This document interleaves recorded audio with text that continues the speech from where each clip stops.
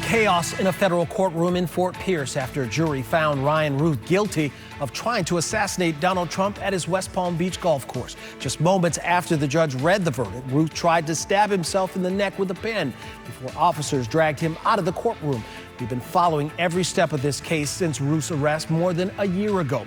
Megan McRoberts joins us in studio with more on the dramatic verdict. Megan? Yes, Todd, a lot of big developments today. It took jurors just 2.5 hours to convict Routh on 5 counts, including the most serious attempted assassination of a major presidential candidate. And that is the moment the courtroom just exploded as Judge Eileen Cannon asked the jury if their verdict was accurate.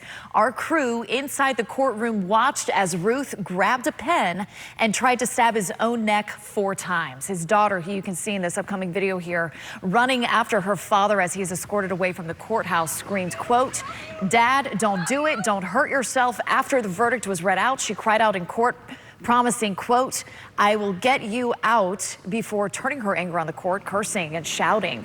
Judge Cannon warned her to calm down or leave, but instead she yelled again, quote, "He tried to kill himself. It's all rigged," then turned her rage toward the judge and jurors, calling them an expletive before bailiffs escorted her out of the courtroom. Now, during deliberations, jurors asked to re-examine 4 crucial pieces of evidence, including the rifle, magazine, and bullet found at Trump's golf club in West Palm Beach, along with 6 large caliber rounds discovered inside a storage container in North Carolina. Routh, again, remember this, he chose to represent himself, claiming he never pulled the trigger because he didn't have the heart, he said, to kill. But prosecutors said his careful planning told a much different story. It included buying burner phones, stalking Trump's golf course for 90 hours, purchasing an AK-47 style rifle, and loading a bullet into the chamber. Again, Routh found guilty on all 5 counts against him, including that attempted assassination charge, as well as assaulting a federal officer and possession of a firearm by a felon. He now faces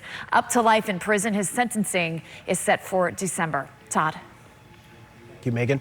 President Trump reacting to the verdict this afternoon. President Trump spoke of his appreciation towards prosecutors in the Department of Justice during a bilateral meeting at the UN General Assembly in New York. Well, I'm very appreciative of the justice that was given and the way it was handled by Pam Bondi and Todd Blanche and everybody that it's been, and their team of people. It was really well handled, and it's very important. You can't let things like that happen. Nothing to do with me, but a president or even a person. You can't allow that to happen. And so justice was served, and we'll see what happens. But I very much appreciate the judge and jury and everybody on that. It was so professionally handled.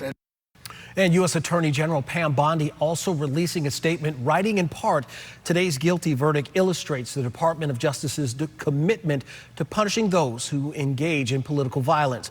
With today's verdict, we're tracking what's next for Routh. Shortly after Routh's arrest, Governor Ron DeSantis vowed to go after Routh on the state level.